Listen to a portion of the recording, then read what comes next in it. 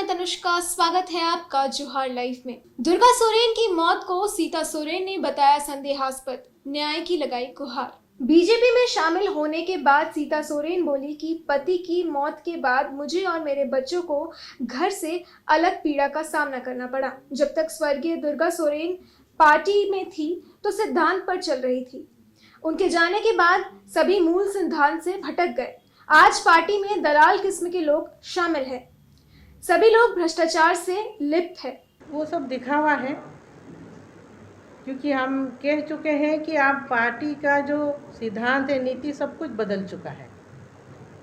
अब सभी भ्रष्टाचार में लिप्त हो गए हैं, सभी दलाल किस्म के लोग उसमें कब्जा करके बैठे हैं। तो यहाँ किसी का चलने वाला नहीं, सिर्फ कमल ही कमल फूल खिलेंगे।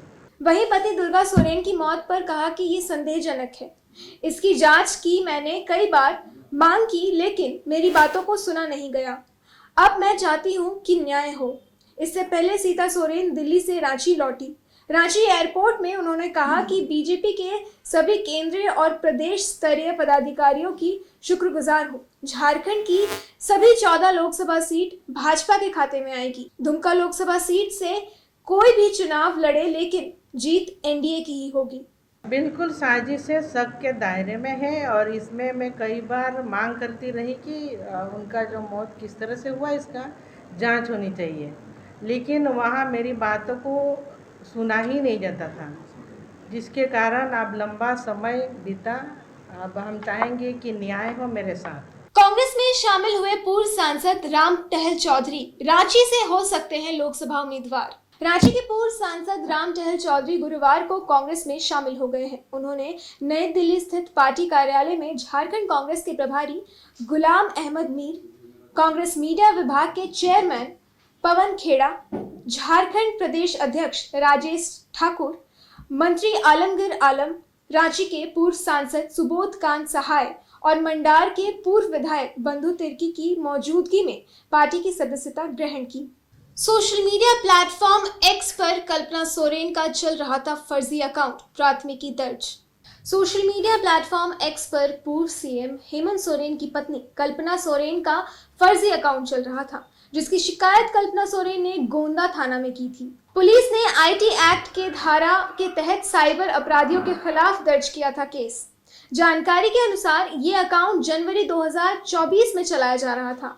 पुलिस इस बात का पता लगाने का प्रयास कर रही है कि अकाउंट किसके द्वारा चलाया जा रहा है। इस केस का अनुसंधान गोंदा थाना प्रभारी अजय सिन्हा कर रहे हैं। वो साइबर सेल की मदद से एक्स अकाउंट का आईपी एड्रेस हासिल करने का प्रयास कर रहे हैं, जिससे जिस मोबाइल, कंप्यूटर या लैपटॉप से ये एक्स अकाउंट बनाया गया था उसे पकड़ा जा सके। बीजेपी ने टिकट देने का कराया था सर्वे, सोशल मीडिया में रिपोर्ट वायरल। लोकसभा का टिकट देने के लिए भारतीय जनता पार्टी की ओर से कराए गए सर्वे रिपोर्ट वायरल हो रही है। अब यह रिपोर्ट सही है या गलत है, इसकी पुष्टि जोहार लाइफ नहीं करती। इस रिपोर्ट के अनुसार कुणाल शागडी 6 में से 4 विधानसभा क्षेत्र विद्युत महत्व से काफी आगे हैं।